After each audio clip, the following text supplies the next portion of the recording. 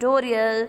Dear students, as in my previous video lecture, you well understood about the chapter 7, our country India. Now today in this chapter we are going to continue this chapter with the topic political and administrative division. As you all know that India is a vast country. आप सभी को पता है India बहुत ज़्यादा vast country है, इसीलिए इसको एडमिनिस्ट्रेटिव पर्पस के लिए 28 स्टेट्स एंड 7 यूनियन टेरिटरीज में डिवाइड किया गया है.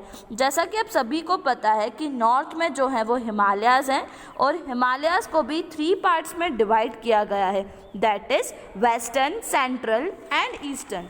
फिर नॉर्दर्न प्लेन्स हैं, उसके ऊपर देखो आपको शिवालिक्स दिख रहे होंगे. इंडस की ट्रिब्यूटरी है like Jhelum, Sutlej, Chambal.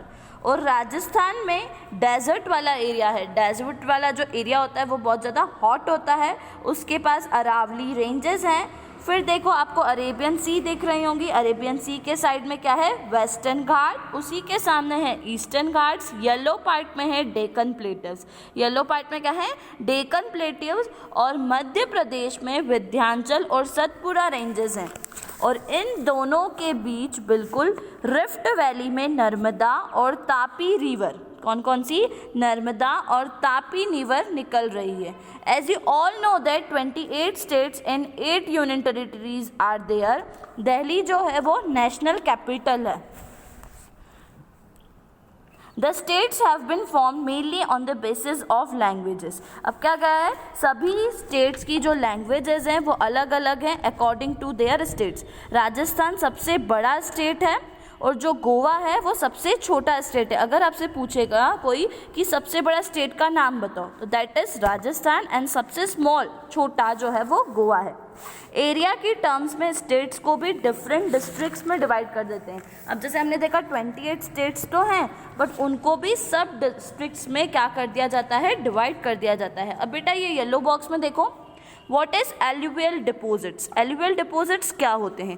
These are very fine soils brought by rivers and deposited in the river basins. क्या होती है alluvial soil? Alluvial deposits rivers जो बहती है ना, जब रिवर्स बहती है तो नॉर्दर्न स्टेट्स में जब रिवर फ्लो होती है, बहती है, तो वो अपने साथ एक फाइन मतलब बारीक सी सॉइल मिट्टी लेकर आती है जो डिपॉजिट हो जाती है, मतलब एक जगह जम जाती है रिवर के किनारे पर, मतलब नदी के किनारे पर.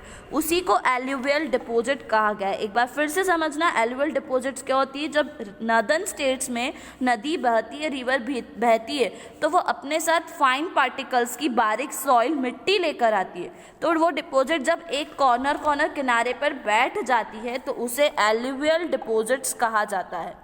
Now what is tributary? Tributary क्या है? अ रिवर और stream which contributes its water to a main river by discharging it into main river from either side. जब बड़ी रिवर में छोटी रिवर्स आकर मिलती है, आपने शायद पहले वाले चैप्टर में समझा होगा, जब बड़ी रिवर में छोटी रिवर्स आकर मिलती है तो छोटी रिवर्स बड़ी रिवर्स की क्या होती है, ट्रिब्यूटरी कहलाती है. फिर से समझना, जब बड़ी रिवर्स में से बहुत सारी स्मॉल रिवर्स जो होती है वो आकर बहती है, तो जो छोटी रिवर होती है वो बड़ी रिवर्स की क्या बन जाती है, ट्रिब्यूटरी बन जाती है. Hope you all well understood about the physical and administrative division. In the next video lecture, we will continue this chapter with the topic physical division. Thanks for watching.